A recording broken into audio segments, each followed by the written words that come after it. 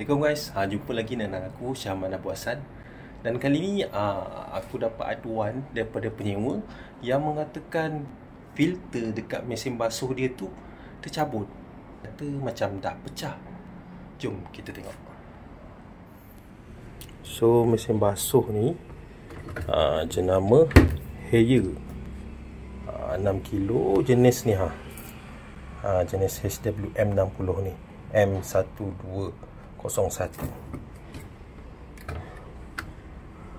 Kata filter ni dah rosak. Dia tak ikat, tak melekat dah. Apa ni? Dia punya ni dah patah. Penyendal yang mengikat dia, yang melekat dia dekat rumah dia ni dah patah. Benda ni fungsi dia bila korang basuh baju, segala abuk-abuk baju, benang kan, dia akan melekat, dia akan masuk dekat dalam ni. Dia masuk, dia sedut dan dia keluar dekat sini lah. Itu yang akan masuk dekat dalam ni. Dan kalau kata kita buka dekat sini lah, dia akan terkumpul. Ni dia orang dah bersihkan ni sebenarnya, sebab dah lama tak pakai. Kalau tak salah aku, kering je benda ni.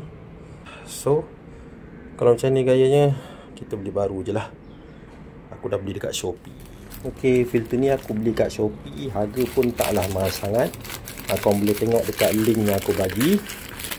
Ni aku buka mesin. Tak tengok tadi. Tapi tak nak report. Aku tak silap kita kan. Tak bukan lah. Semua orang nak tunggu je. Maksudnya kalau salah. Wah, nampak? Benda baru dah sampai. Kita banding dengan yang lama. Ni lama.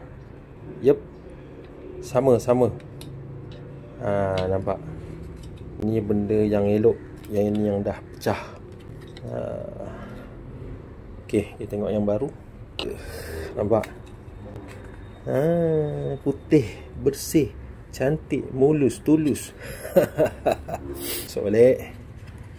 Alhamdulillah. Okey. So kita masuklah dekat tempat dia.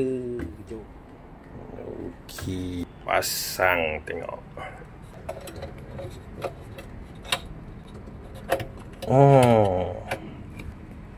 Cundu, cantik. Nampak? Simple je nak buka pasang dia. Kita pasang, kita klip je. Nampak ni. Nak buka pun tak susah.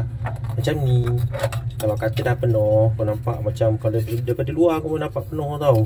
Rajin mungkin sebulan sekali kau buka kan. Cabut macam ni dan cuci. Cabut kan.